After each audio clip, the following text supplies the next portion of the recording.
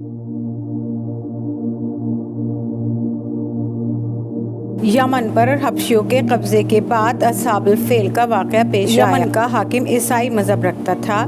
اس کی خواہش تھی کہ تمام عرب عیسائی ہو جائیں۔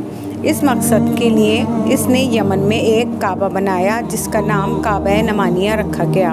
وہ چاہتا تھا کہ سب لوگ اس کا طواف کریں اور خانہ کعبہ کو بھول جائیں، لیکن عربوں کے قلوب میں خانہ کعبہ کی ایسی عظمت جاگی ہوئی تھی کہ وہ اب یمن کے بادشاہ کے اس اقدام کو سخت نفرت کی نگاہ سے دیکھتے تھے۔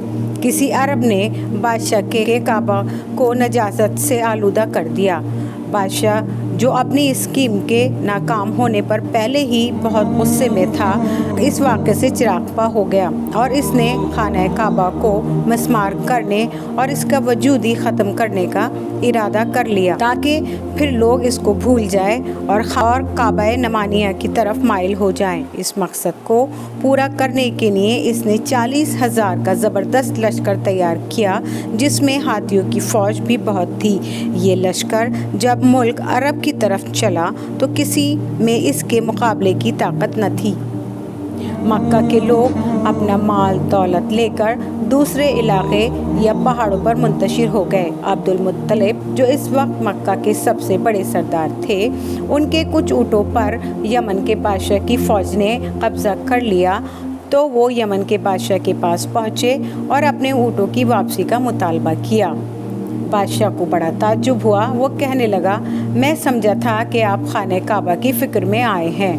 عبد المطلب نے جواب دیا، خانہ کعبہ کا مالک اس کی حفاظت خود کرے گا، میں تو اپنے اونٹوں کا مالک ہوں، اس لیے ان کا مطالبہ کرنے کے لیے آیا ہوں۔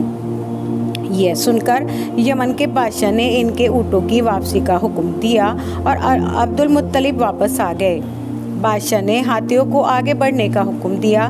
جب وادی محصر تک لشکر پہنچا تو ہاتھیوں نے اپنی سونڈیں زمین پر پٹک دیں۔ مہاوتوں کی تمام کوششوں کے باوجود ہاتھیوں نے بڑھنے سے انکار کر دیا۔ بادشاہ کو جب یہ معلوم ہوا تو اس نے فوج کو حکم دیا کہ پیدل دستے آگے بڑھیں اور حملہ کریں۔ اتنے ہی میں سامنے سے بادل کی سی ٹکڑیاں اٹھتی ہوئی نظر آئیں۔ یہ بادل نہ تھا بلکہ ابابیل کے جھنڈ تھے جو چاروں طرف سے آسمان پر چھا گئے اور اپنی چونچوں سے کنکریوں کی بارش شروع کر دی۔ یہ کنکریاں نہ تھیں بلکہ چھوٹے چھوٹے ایٹم بم تھے۔ جس شخص پر کنکریاں گرتی تھیں اس کے بدن کو جلا دیتی تھیں اور گلاتی چلی جاتی تھیں۔ یمن کے بادشاہ کے تمام لشکر اور ہاتھیوں کا یہ انجام ہوا کہ وہ کھائے ہوئے بھس کی طرح ہو گئے۔